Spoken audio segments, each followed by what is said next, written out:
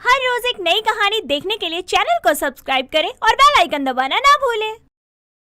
संध्या और पल्लवी दोनों दोस्त थी, लेकिन उनके रहन सहन में जमीन आसमान का अंतर था। संध्या जहाँ एक गरीब घर की लड़की थी, तो वहीं पल्लवी उसी गांव के एक अमीर जमींदार की बेटी थी। इत्तेफाक से दोनों की दोस्ती हो गई थी। ऐसे ही एक दिन दोनों अपने गांव के मंदिर से आते हुए एक दूसरे से बातें करती हैं। संध्या, तुम जानती हो मेरे पिताजी मेरे लिए रिश्ता ढूंढ रहे हैं और अगर जल्दी ही मेरे लिए रिश्ता मिल गया तो मेरी शादी होगी। फिर तुम मेरी दोस्त होने के नाते मेरी शादी के हर फंक्शन में आना, ठीक है? जैसे हल्दी मेहंदी सब में। जरूर पल्लवी, आखिर इस पूरे गांव में मेरी तुम एक लौती दोस्त हो। तुम्हारी शादी का तो मुझे इंतजार रहेगा। और मुझे तुम्हारी शादी का। अच्छा, अब मैं चलती हूँ, मेरी गाड़ी खड़ी है, तुम कहो तो तुम्हें भी छोड़ दूँ? नहीं नहीं पल्लवी, मैं चली जाऊंगी। वैसे भी मुझे जाते हुए जंगल से कुछ लकड़ियाँ लेते हुए जाना है। पल्लवी अपनी गाड़ी में बैठकर चली जाती है और संध्या घर जाते हुए जंगल से कुछ सूखी लकड़ियाँ लेकर घर आती है, जहाँ उसके माँ बाबा गंगा और मदन आपस में बातें कर रहे थे और संध्या को आते देखकर कहते हैं, आ गई बिटिया, आजा आजा, तेरा ही इंतजार था। तेरे लिए एक बहुत अच्छी खबर है। तेरी दूर की मौसी है ना कमला, उसने तेरे लिए एक बहुत अच्छा रिश्ता बताया है। लड़के वाले अच्छे घर से हैं, बिना दान दहेज के शादी के लिए तैयार हैं। हाँ बिटिया, तू राज करेगी अपने ससुराल में। अब तू बता, तेरी हाँ भी है तो हम रिश्ते की बात आगे बढ़ाएं। माँ बाबा, जैसा आपको ठीक लगे आप करो, लेकिन मेरी शादी गांव में ही करना, क्योंकि मुझे अपनी सहेली को भी शादी में बुलाना है। अरे बिटिया, तेरी कौन सी सहेली है? माँ पल्लवी, वो बड़े जमींदार की बेटी, वो मेरी बहुत अच्छी दोस्त है। बेटा, हम गरीबों के घर की शादी में इतने बड़े लोग नहीं आते, ना हम उनके में जाते हैं। खैर तू वो छोड़, मैं तेरे रिश्ते की बात आगे बढ़ाता हूँ। संध्या के लिए रिश्ता आया है। ये बात वो अगले दिन पल्लवी को बताने के लिए मंदिर जाती है, लेकिन पल्लवी उस दिन मंदिर नहीं आती। ये देखकर संध्या उसके घर बड़ी हवेली जाती है, जहाँ उसको कोई अंदर जाने ही नहीं देता। कुछ देर बाद जब बड़ी दरवाजे के अंदर से बड़ी बड़ी दो गाड़ियाँ बाहर आती हैं, तब अंदर खड़ी पल्लवी की नजर बाहर खड़ी संध्या पर पड़ती है और वो उसको इशारे से अंदर बुलाती है, जिसके बाद वो उसे गले लगाकर कहती है, संध्या, ये लोग जो अभी गए ना, ये मुझे देखने आए थे। मेरा रिश्ता पक्का हो गया है, अब मेरी शादी होगी। मैं तो बहुत खुश हूँ। अब मैं अपनी शादी की शॉपिंग करूँगी। हल्दी के लिए अलग लहंगा, मेहंदी के लिए अलग ड्रेस। वाओ, कितना मजा आएगा। बधाई हो पल्लवी। पल्लवी को एक गांव की लड़की से बातें करता देखकर उसकी माँ शारदा उसके पास आकर कहती है, पल्लवी, ये कौन है? माँ, ये मेरी दोस्त है संध्या, इसी गांव में रहती है। माँ, क्या हम शादी की शॉपिंग में संध्या को भी साथ रख सकते हैं? मुझे मेरी दोस्त की भी राय चाहिए। ठीक है पल्लवी बेटा, जैसा तुम चाहो। अब अंदर चलो, बहुत बातें डिस्कस करनी है। ठीक है। अच्छा संध्या, मैं तुमसे बाद में मिलती हूँ। पल्लवी इतना बोलकर घर में चली जाती है और वहीं अपने रिश्ते की बात बताने आई संध्या बिना कुछ कहे ही वहाँ से चली जाती है। अब दोनों ही सहेलियों की शादी पक्की हो चुकी थी, लेकिन संध्या ने अपनी शादी की बात पल्लवी को नहीं बताई थी। अब पल्लवी की शादी की तैयारियां शुरू होती है, जहां वो संध्या को भी अपने साथ ही रखती है। ऐसे ही एक दिन हल्दी की शॉपिंग के लिए गई पल्लवी संध्या से कहती है, संध्या, देखना कैसा लहंगा लो हल्दी के लिए। येलो में ही देखियो, थीम है ये मेरी हल्दी की। थीम मतलब क्या? अरे मेरा मतलब, मेरी हल्दी में मेरे साथ साथ मेरे घर के सभी सदस्य, रिश्तेदार और यहाँ तक कि तू भी येलो रंग के कपड़े ही पहने हुए आएगी।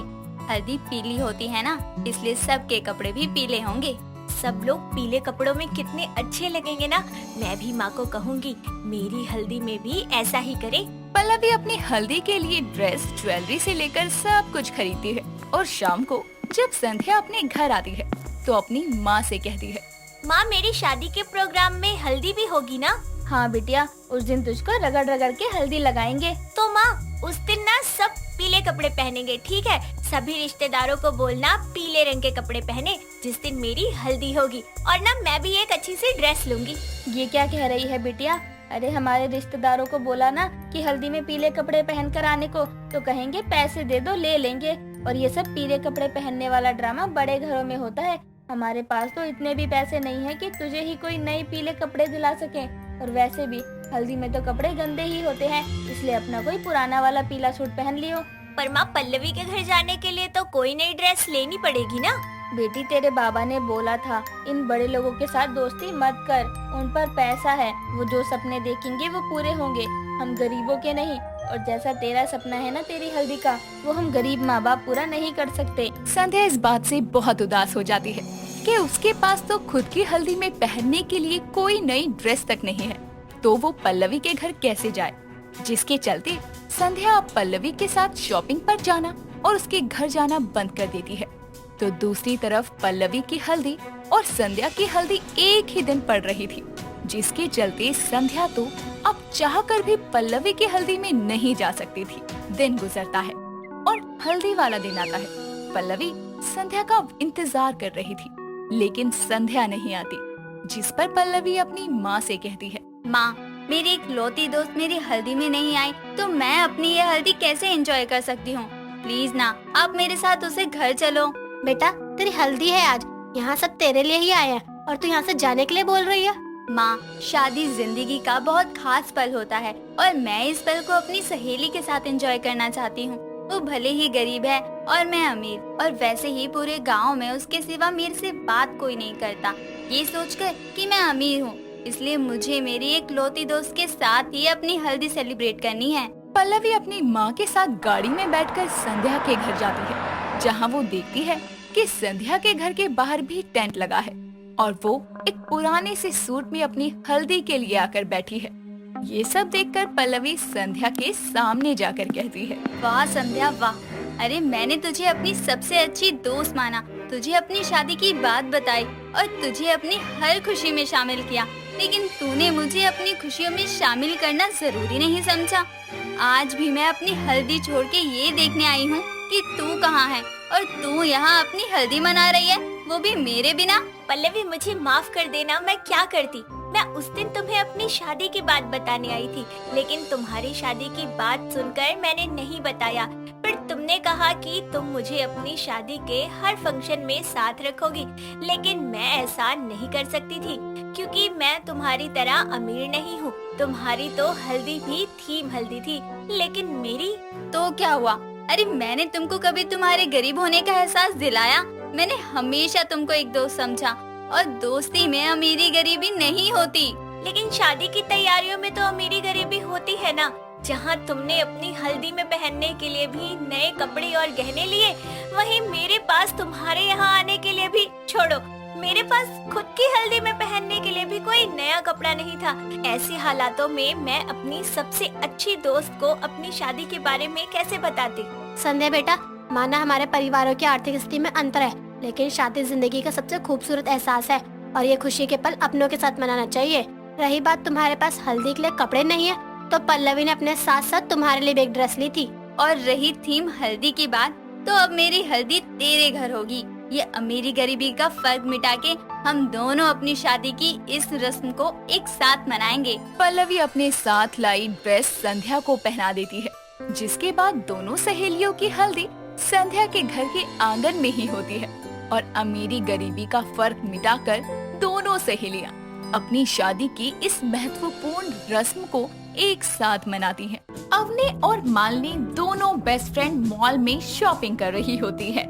तभी अवनी बोलती है, यार मालिनी, तुझे कितनी देर लगेगी? मुझे बहुत भूख लग रही है। बस यार, हो गया, सब डन है, बस बिलिंग करवा लूं। यार जल्दी कर, मेरे पेट में चूहों ने तूफान मचा रखा है। हाँ हाँ, जल्दी कर रही हूँ। इतना कहकर मालिनी जल्दी से शॉपिंग किया हुआ सामान ट्रॉली में डालकर बिलिंग काउंटर पर जाती है और फटाफट से बिलिंग करवाकर अवनी के पास वापस आकर बोलती है, यार हमें ना बाहर से कुछ खाना होगा क्योंकि मेरे सारे पैसे शॉपिंग में लग गए। यहाँ पर कुछ खा ले, इतने पैसे नहीं हैं। चल बाहर ही चलते हैं, कुछ मिल जाएगा, खा लेंगे। चल चल। इतना कहकर दोनों सहेलियां हाथों में सामान लिए हुए मॉल से बाहर आती हैं। तभी मालिनी को मॉल के बाहर एक चाट का स्टॉल नजर आता है और वो अवनी से कहती है, अवनी वो देख, चाट का स्टॉल है, वहाँ से गरम गरम कुरकुरी टिक्की खाते हैं। पागल है क्या? देख तो सही, कितना ऑयल है उसमें। अरे कुछ नहीं होगा, तू खा कर देख, मजा ना आ गया तो मेरा नाम बदल देना। मालिनी अवनी का हाथ पकड़कर उसे चाट के स्टॉल पर ले जाती है और 2 प्लेट गर्मा गर्म टिक्की बनवाती है। फिर अवनी को खाने के लिए देती है। अवनी जैसे ही टिक्की को चखती है, उसकी आंखों में चमक आ जाती है और वो बोलती है, वाह यार, ये चटपटी टिक्की तो मेरा दिल ले गई। कितनी टेस्टी है। आज से पहले मैंने इतना चटपटा कुछ नहीं खाया। मैंने तो कहा था, पर तू ही नहीं मानी। मुझे तो हमेशा से ही टिक्की खाना बहुत पसंद है। चल अब आराम से खा के घर चल के आराम करेंगे, वैसे भी बहुत थक गए हैं। दोनों सहेलियां आपस में बातें करते करते टिक्की खाती हैं और फिर घर आ जाती हैं। मालिनी अपने घर आती है, पर उसके मुंह से अभी भी टिक्की का स्वाद नहीं जाता। तभी वो खुद से बोलती है, क्या स्वाद था उस टिक्की का। अभी भी मेरे मुंह में रस घुल रहा है उस टिक्की को याद कर करके। मन कर रहा है और खा लूं, पर मैं इतना थक गई हूँ कि मार्केट जाने का भी मन नहीं कर रहा। अब आराम कर लेती हूँ, कल जाके खा लूंगी। अभी तो मैं सिर्फ सोच कर ही पेट भर लेती हूँ। इतना कहकर अवनी अपने कमरे में चली जाती है और आराम से सो जाती है। अगले दिन घर का कुछ सामान लेने के लिए अवनी की माँ सुमन उसे कुछ पैसे देकर बोलती है, अवनी, जो लिस्ट दी है ना, उस हिसाब से सारा सामान ले आना, ठीक है? माँ, थोड़े ज्यादा पैसे दे दो ना, टिक्की खाऊंगी, मन कर रहा है। अरे बाहर खाने की क्या जरूरत है बेटा, तेरी माँ तुझे घर पे बना देगी। सच में माँ, आपको टिक्की बनानी आती है? हाँ बेटा, आती है, वो भी दाल की स्टफ वाली टिक्की। माँ, मैं बाजार से सारा सामान लेकर आती हूँ, तब तक आप टिक्की बना कर रखो। ठीक है बेटा। इतना कहकर अवनी घर से बाजार के लिए निकल जाती है। तो वहीं घर पर सुमन भी उसके लिए टिक्की बनाना शुरू कर देती है। कुछ घंटों बाद जब अवनी बाजार से वापस घर आती है, तो जोर से अपनी माँ को आवाज लगाते हुए कहती है, माँ, मैं घर आ गई, आप कहाँ हैं? टिक्की बनी या नहीं? हाँ, बन गई है। साथ में सौंठ और इमली की खट्टी मीठी चटनी और धनिया मिर्च की तीखी चटनी भी बना दी है। फ्रेश हो जा, मैं देती हूँ खाने के लिए। माँ, मैं बस यूँ गई और यूँ आई। अवनी जल्दी से सामान साइड में रखकर कमरे में जाती है और फ्रेश होकर टेबल पर बैठ जाती है। सुमन जल्दी से अवनी को हरी और लाल चटनी के साथ गर्मा गर्म टिक्की खाने को देती है। अवनी जैसे ही टिक्की चखती है, तो वो खुशी से अपनी माँ से बोलती है, वाह, क्या स्वाद है। माँ, आप तो उस चाट वाले से भी बेहतरीन टिक्की बनाती है। सच में मजा आ गया। माँ, आपने इसमें आलू के अलावा भी कुछ डाला है क्या? हाँ बेटा, मैंने इसमें चने की दाल को फ्राई करके डाला है। माँ, तभी तो ये इतनी मस्त बनी है। अच्छा, एक बात बताओ, क्या और भी तरीके की टिक्की होती है? हाँ बेटा, जैसे सिंपल आलू की टिक्की, दाल वाली टिक्की, टिक्की पेस्ट, टिक्की चाट, बहुत तरीके से टिक्की को खाया जाता है और बनाया भी जाता है।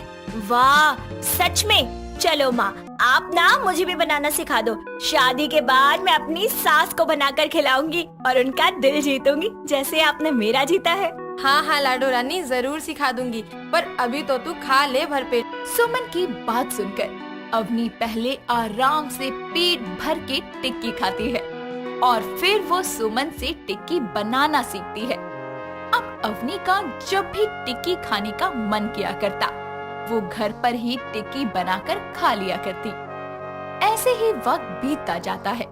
अवनी की शादी सूरज नाम के एक बहुत ही समझदार लड़के से हो जाती है, जिसकी माँ नीना एक बहुत ही चटोरे स्वभाव की औरत थी।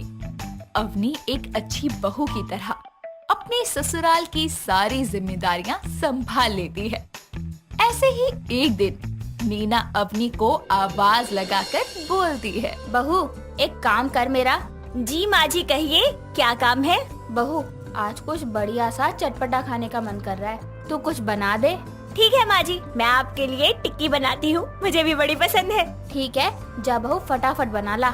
जी माँ जी। इतना कहकर अवनी जल्दी से रसोई में जाती है और सुमन की बताई हुई रेसिपी से गर्मा गर्म आलू की टिक्की बनाती है और गर्मा गर्म टिक्की ही नीना को सर्व करती है। जिसके बाद नीना टिक्की खाकर बोलती है, वाह बहू, तेरे हाथों में तो बहुत स्वाद है। कहाँ से सीखा तूने ये बनाना? माँ जी, ये मैंने अपनी माँ से बनाना सीखा था। मुझे टिक्की खाना बहुत पसंद था। रोज रोज बाजार जाना पसंद नहीं था, तो माँ ने मुझे घर में ही बनाकर खिलाया और मुझे अच्छा लगा तो मैंने उनसे सीख लिया। बहुत बढ़िया बनाया है बहू। चल कल तू मेरे साथ मार्केट चलना, मैं तुझे वहाँ पर रगड़ा टिक्की खिला कर लाऊंगी। सच में माँ जी, मैं रेडी रहूंगी। अभी मैं सारे घर के काम कर लेती हूँ। हाँ बहू, आराम से कर ले और फिर आराम भी कर लेना। अवनी वहाँ से चली जाती है और घर के कामों में लग जाती है।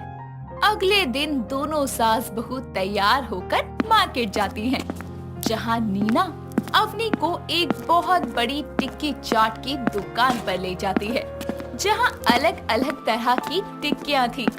दोनों सास बहू शॉप के अंदर जाती है और अवनी मेन्यू पढ़कर बोलती है, माँ जी, यहाँ पर तो चीज वाली टिक्की, मूंग दाल टिक्की, तीखी टिक्की, दही टिक्की, टिक्की पापड़ी, टिक्की समोसा, स्पेशल टिक्की, वेज टिक्की, नॉन वेज टिक्की, मैकालू टिक्की, कॉर्न टिक्की। वाह वाह, कितनी सारी टिक्की की आइटम है। मुझे तो समझ ही नहीं आ रहा कौन सी खाऊं। अरे बहू, मैं यहाँ तुझे यहाँ की सबसे ज्यादा फेमस और बिकने वाली रगड़ा टिक्की चाट खिलाती हूँ। इतना कहकर नीना अवनी और अपने लिए 2 प्लेट रगड़ा टिक्की ऑर्डर करती है।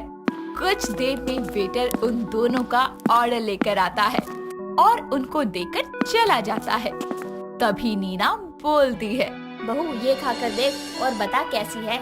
हाँ जी माँ जी। वाह, क्या स्वाद है इसका।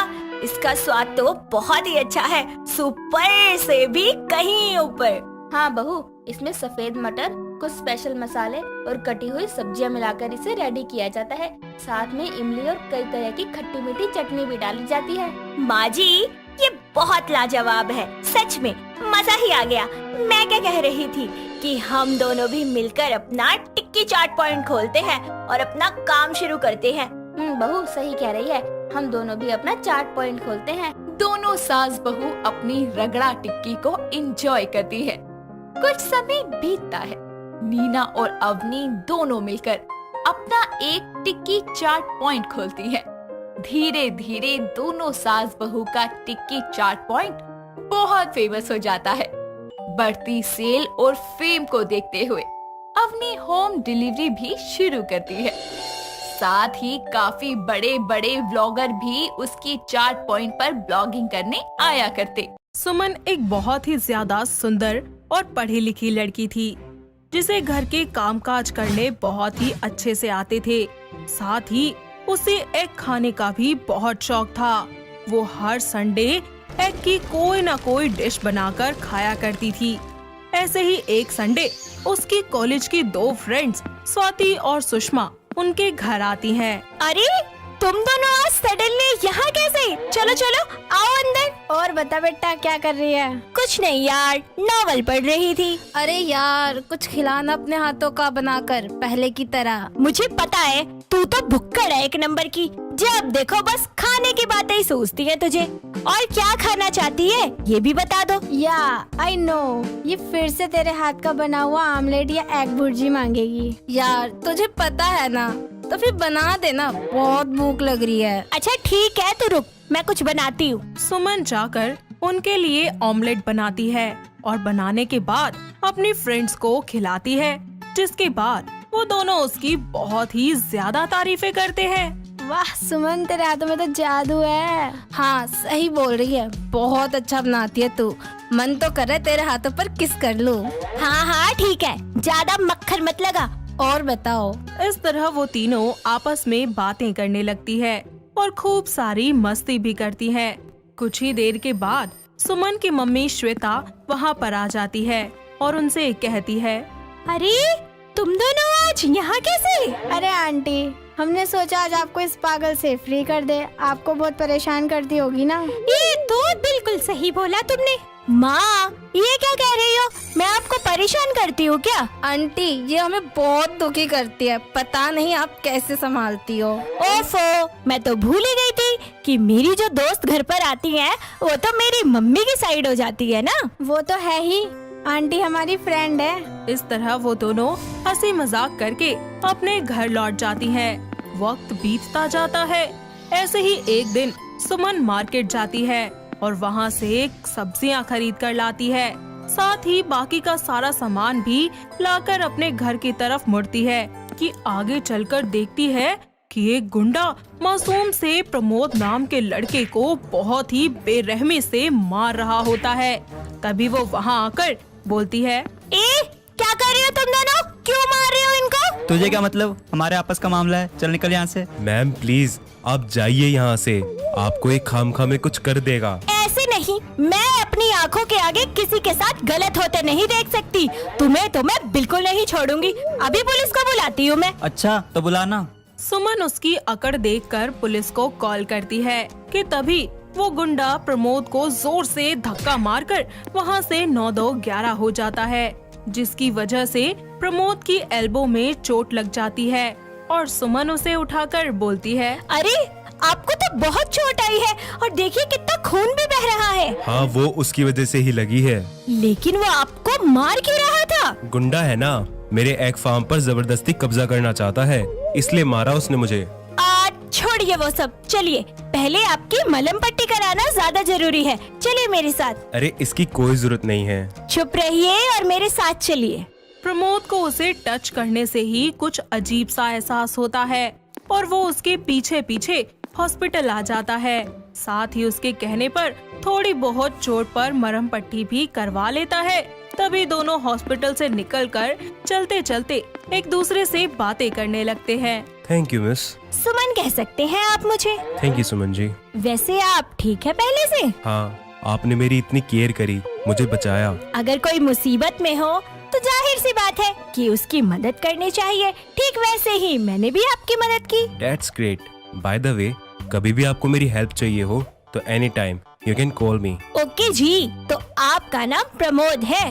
दोनों एक दूसरे से बातें करके अपने अपने घर लौट जाते हैं और कुछ हफ्ते यूं ही बीत जाते हैं।